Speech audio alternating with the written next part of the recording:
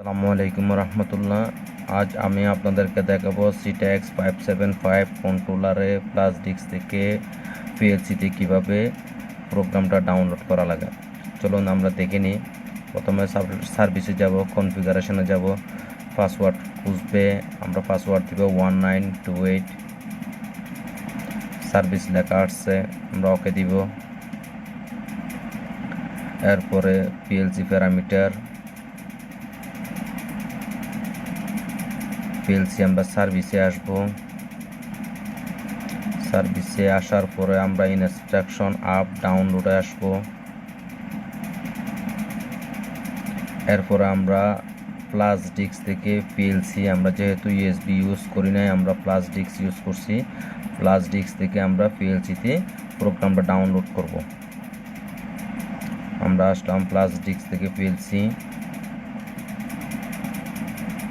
দেখুন plus disk two PLC.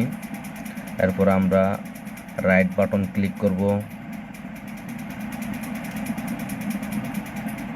Yes দিব, sure right চিহ্নে ক্লিক করব। এখন দেখতেছেন প্রোগ্রামটা অলরেডি পিএলসিতে লোড হয়ে গেছে। এরপরে ইনস্ট্রাকশন লিস্ট আমরা ইয়েস করে দিব। হয়ে গেছে আমাদের প্লাস ডিস্ক থেকে পিএলসিতে প্রোগ্রামটা ডাউনলোড করা। এখন আমরা পিএলসি থেকে যেটা কন্ট্রোলার আছে, কন্ট্রোলার আমরা কনফিগারেশনটা জাস্ট ডাউনলোড করে দিব। পিএলসি কনফিগারেশন ডাউনলোড, ইয়েস দিব। দেখুন এখন সাকসেসফুল লেখা আসছে, আমাদের কনফিগারেশনটা সাকসেসফুলি ডাউনলোড হয়ে গেছে। এরপর আমাদের প্রোগ্রাম ডাউনলোড করা কাজ শেষ। আমরা এটা ওকে করে দিব। ওকে করে দিয়ে আমরা বের হয়ে যাব। এরপর আমরা পিএলসি থেকে যে কন্ট্রোলারটা আমাদের কমিউনিকেশন করা আছে, এগুলো আমরা কমিউনিকেশন হয়েছে কিনা একটু চেক করে নিব। পিএলসি প্লেসমেন্টে আসবো। এখন দেখতেই পাচ্ছেন আমাদের দুইটা কন্ট্রোলার কমিউনিকেশন করা আছে, একটা হচ্ছে FMD 32, একটা হচ্ছে FMD 16। জাস্ট আমরা এরপরে রাইট ক্রসনে দিয়ে বের হয়ে গেলাম।